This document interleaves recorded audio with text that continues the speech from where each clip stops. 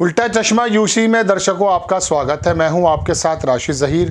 पूरा देश इंतज़ार कर रहा था कि प्रधानमंत्री जी किस प्रकार से संसद में आकर के बयान देंगे। सुना भी लोगों ने, मैंने भी थोड़ा अंश सुना उनका। कह रहे थे कि हमने एक ऐसी सरकार दी है जिसमें कोई घोटाला नहीं हुआ। घोटाला रहित सरकार देने का श्रेय हासिल है प्रधानमंत्री मोदी जी की सरकार को। और जिस दिन ये बयान दिया जा रहा था उससे कुछ घंटे पहले CAG जानते हैं, महालेखा विभाग नियंत्रक जो हैं, उन्होंने रिपोर्ट पेश की और बताया ये कि जो स्वास्थ्य से जुड़े हुए आयुष्मान कार्ड हैं उसके अंदर बहुत बड़ा घोटाला है। अब वो घोटाला शब्द का इस्तेमाल तो नहीं किया, ये तो मैं कर रहा हूँ, लेकिन आप ही अंदाज़ा कर लीजिएगा कि एक तरफ प्रधानमंत्री जी अपने कंधे को थपथपाकर ये कह रहे हैं कि हमने घोटाला रहित सरकार दी है, गोया के यूपीए के अंदर सिर्फ घोटाले ही थे। लेकिन CAG तो सोनिया गांधी के ऑफिस से नहीं चलता है, सरकार का अभिन्न अंग है। उसने क्या लिखा वो देखिए आप। आयुष्मान भारत में फर्जीवाड़ा। अब फर्जीवाड़े को अगर आप घोटाला कह सकते हैं तो मान लीजिए। प्रधानमंत्री जी की बात का जवाब कुछ ज़्यादा पीछे देने की जाने की ज़रूरत महसूस नहीं हुई है। जैसे उनका बयान आया कुछ घंटे पहले ये CAG की रिपोर्ट संसद में पेश हुई। एक मोबाइल के से जुड़े हैं 7.5 लाख लोग। एक ही नंबर है आयुष्मान जो कार्ड बने हुए हैं उसमें 7.5 लाख लोग एक ही नंबर पे जुड़े हुए हैं। एक आधार नंबर पर बने 2 कार्ड। CAG रिपोर्ट का खुलासा, जो मर गए हैं उनका भी आयुष्मान कार्ड चल रहा है, भुगतान बराबर होता रहा है। अब अगर इसे घोटाला नहीं कहेंगे तो क्या कहेंगे? वो जो लगातार नंबर 9 9 9 9 9 9 10 या 12 बार 9 नंबर के नंबर पे मैं आपको दिखाता हूँ, इस पर जो 7.5 लाख लोग रजिस्टर्ड हैं, वो जाहिर सी बात है किसी आयुष्मान कार्ड धारक ने तो बनाया नहीं होगा, वो सरकार के लोग होंगे। चलिए खबर में सिलसिलेवार सुनाता हूँ। अब तक 24 करोड़ आयुष्मान कार्ड बने। भारत के नियंत्रक महालेखा परीक्षक CAG ने अपनी रिपोर्ट में खुलासा किया कि आयुष्मान भारत प्रधानमंत्री जन आरोग्य योजना, मुझे योजनाएं पढ़ते हुए बड़ी उलझन महसूस होती है। ज़मीन पर इसका फ़ायदा कितना दिखता है ये तो ज़मीन वाले हम जानते हैं।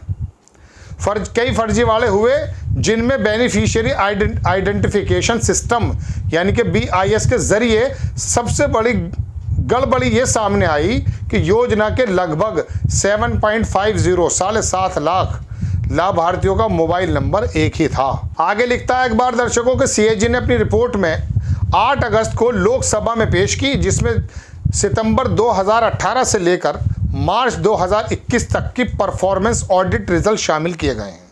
CAG ने रिपोर्ट में किया इन नंबरों का जिक्र, देख लीजिए आपकी स्क्रीन पर कि CAG की वेबसाइट मौजूद इस ऑडिट रिपोर्ट में नंबरों का जिक्र भी किया गया।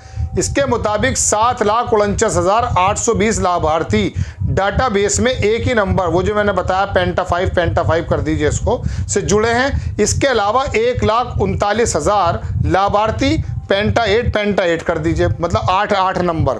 और आगे 96,046 लोग 9,000, ये 90 करोड़ नंबर है या जो भी कोई नंबर है, इससे जुड़े हुए हैं।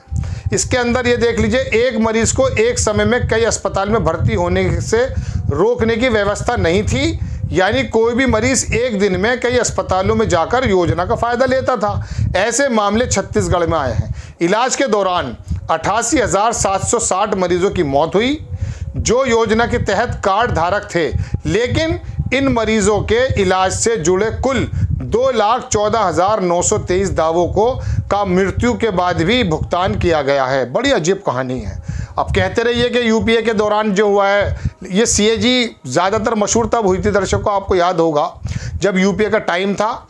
2G स्पेक्ट्रम 1,76,000 करोड़, शायद मैं समझता हूँ कोयला घोटाला 86 का था और 1,76,000 करोड़ रुपए का घोटाला। पता क्या हुआ, ज़मीन पर जब उसकी पोल खुली, अमित शाह कल बता रहे थे लोकसभा में, यूपीए के दौरान ये घोटाला हुआ, यूपीए के दौरान ये घोटाला हुआ। एक ही घोटाला बता रहा हूँ आपको कि उसकी ज़मीन पर पता ये चला कुछ 100 करोड़ रुपए का था और वो भी ख़त्म। झूठ साबित हुआ था। ये घोटालों की लिस्ट यूपीए की बता रहे हैं, लेकिन प्रधानमंत्री जी जिस तरह से कह रहे हैं कि घोटाला रहित सरकार दी है, पुण्य प्रसून वाजपेयी अच्छे पत्रकार हैं, सुनना चाहिए। उन्होंने अभी 15-20 दिन पहले एक प्रोग्राम बनाया था, मैंने सुना, बताया यह कि अटल बिहारी वाजपेयी से लेकर और अगर प्रधानमंत्री जी के कार्यकाल को देखा जाएगा तो 204 घोटाले हैं। आप मध्य प्रदेश चले जाइए, बिहार चले जाइए और घोटाले के आरोपी इनकी सरकार के अंदर सम्मिलित होकर के डिप्टी चीफ मिनिस्टर भी बन जाते हैं। एक घोटाला मैं आपको और दिखाता हूं, अभी इसी सीएजी ने मंगलवार को पेश किया था, मैं आपको दिखा देता हूं, आपकी स्क्रीन पर है। वो घोटाला क्या है जनाबे मन? वो घोटाला ये है कि जो ओल्ड पेंशन स्कीम जानते हैं, अब तो एनपीएस है, पहले ओपीएस थी, उसके अंदर वो जो पैसा था, उसका जो फंड था, वो बहुत सारी ऐसी स्कीम में खर्च कर दिया गया जिसके अंदर कई शहरों के अंदर होर्डिंग्स बोर्ड लगाने थे, योजनाओं के बारे में, मोदी जी के गुणगान के बारे में लगाने थे। देख लीजिए, इंडियन एक्सप्रेस ने छापा, CAG government diverted funds of pension scheme for publicity of other scheme. दूसरी स्कीम की पब्लिसिटी, मोदी जी की पब्लिसिटी के लिए ओपीएस का पैसा उसके अंदर लगा दिएगा। लंबी रिपोर्ट है, अलग बरस से बनाई जा सकती है, लेकिन मैंने बता दिया आपको कि आज ही ये हुआ है। ये इंडियन एक्सप्रेस की आज ही की खबर बता रहा हूं मैं आपको। तो ये प्रधानमंत्री जी जो बात कर रहे थे कि साहब घोटाला रहित सरकार है, इस बात का अंदाज़ा तो इसी बात से आप लगा सकते हैं। एक साहब हैं, उनका मैंने स्क्रीनशॉट लेकर रखा ताकि मैं आपको दिखा पाऊँ। असल में अपनी तरफ से ज़्यादा बात कहनी नहीं चाहिए। रोशन राय हैं, उन्होंने मोदी जी का बयान सुना और इतनी ही तकलीफ़ में आए वो जितनी तकलीफ़ में मैं था। मैं इन द सेंस कि मैं सोच रहा था कि मणिपुर पर बात करेंगे, बेरोजगारी पर बात करेंगे, महंगाई पर बात करेंगे, लेकिन नहीं, अधीर रंजन चौधरी को घेर रखा था और साके बाकी तमाम लोग वो दम दम दम दम दम दम करके बजाते हैं ना, वो टेबल, ऐसी टेबल बजाई जा रही थी। मुझे तो क्लास के अंदर वो तमाम सीन याद आते हैं कि जब मॉनिटर कहता था A4, सब बोलते थे एप्पल, पीछे के तमाम लोगों की हालत ही हो गई है। आप देखें, रोशन राय लिखते हैं कि zero statement on Manipur, zero statement on hate crime.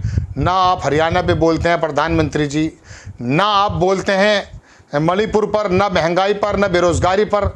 चूंकि अविश्वास प्रस्ताव आ गया था तो मजबूरी में संसद आना पड़ गया। अब एक बहुत बड़े अखबार की खबर थी, मेरे ख्याल से टेलीग्राफ ने परसों तरसों छापा था कि बहुत कम ओकेजनली देखे जाते हैं मोदी जी वहाँ पर। मैं स्क्रीन पर लगा दूंगा ढूंढ करके, आप देख लीजिए। आगे लिखते हैं ये कि इन्फ्लेशन पर कोई स्टेटमेंट नहीं है, अनएम्प्लॉयमेंट पे कोई स्टेटमेंट नहीं है, लेकिन तमाम पार्टियों को घेरने पे मुझे तो लगने ये लगा, दर्शकों माफ़ी के साथ, कि संसद की इस बहस में जो कभी किसी ज़माने में कारगर बहस हुआ करती थी और कुछ मथ करके मक्खन निकलने की बात होती है ना, कि पहले मथा जाता है दूध वगैरह को, दही को, उसके बाद निकाला जाता है मक्खन। अब तो संसद के अंदर जो बहसे मुबाहिसे होते हैं उससे मत करके जो मक्खन निकलता है वो ये निकलता है, राहुल गांधी ने फ्लाइंग किस की, स्मृति ईरानी भड़की। ये है रिजल्ट आपका। आपको खबर कैसी लगी अपनी राय कमेंट्स बॉक्स में ज़रूर दीजिएगा। चैनल को सब्सक्राइब कीजिएगा, शेयर कीजिएगा। नेक्स्ट टाइम मैं किसी खबर के साथ आता हूँ। जय हिंद।